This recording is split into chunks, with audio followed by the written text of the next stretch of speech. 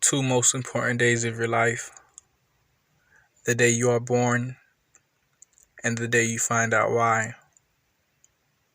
The meaning of life is to find your gift, and the purpose of life is to give it away. Yeah.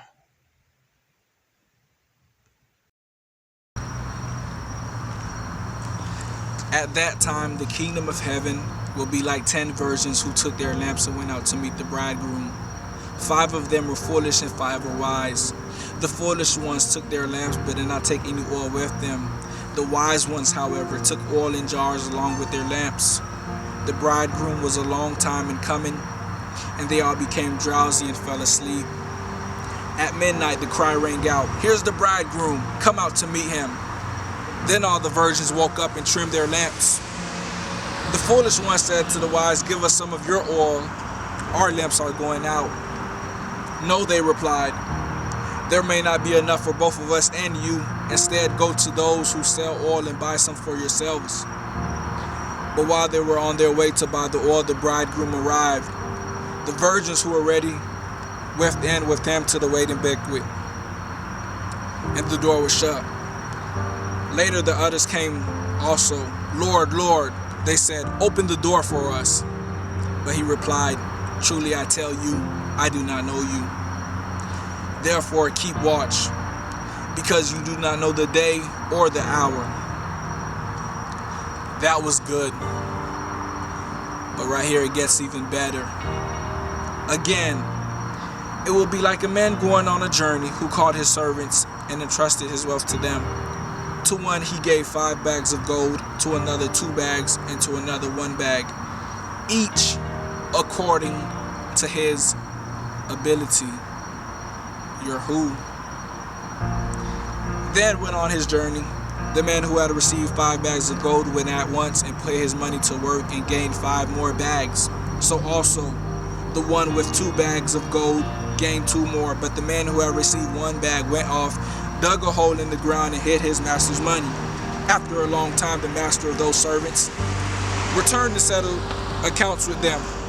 The man who had received 5 bags of gold brought the other 5. "Master," he said, "you entrust me with 5 bags of gold. See, I have gained 5 more."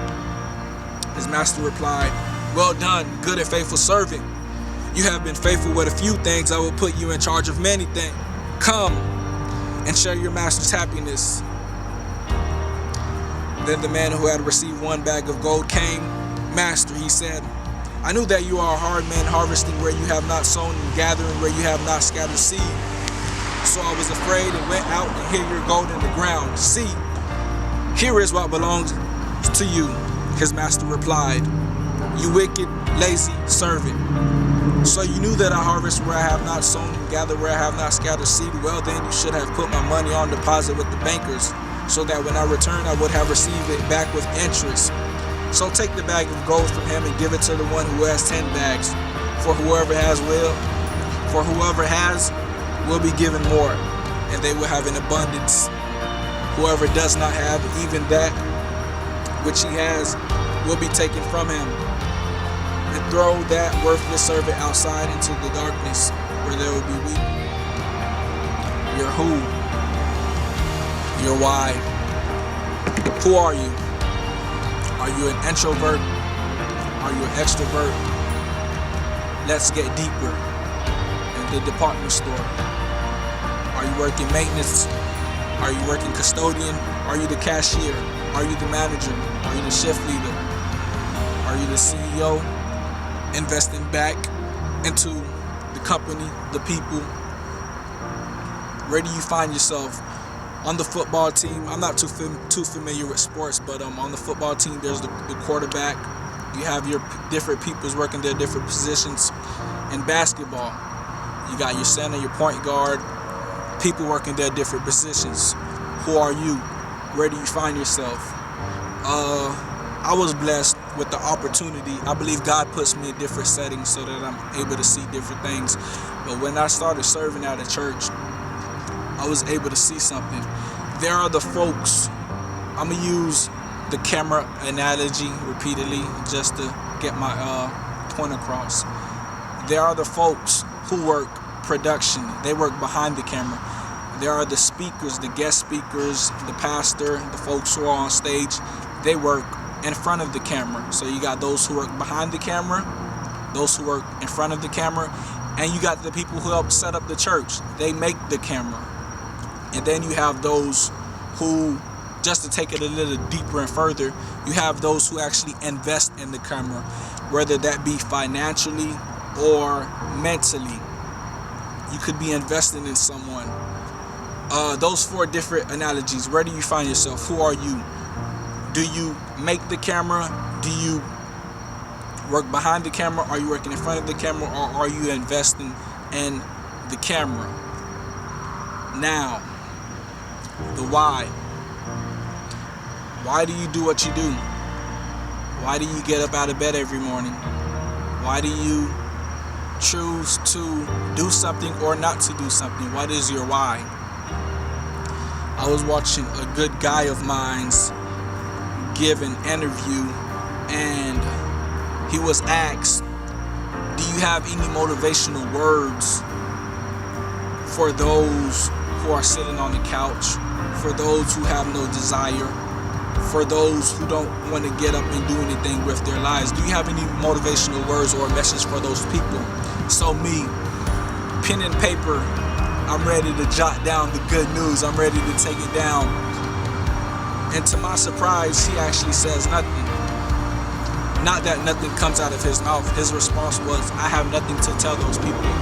Why does he have nothing to tell those people? Because he doesn't believe that there's something that he can say to make them want to do something. I've said this before. I've said this in A Fly in the Ointment. Only the self-motivated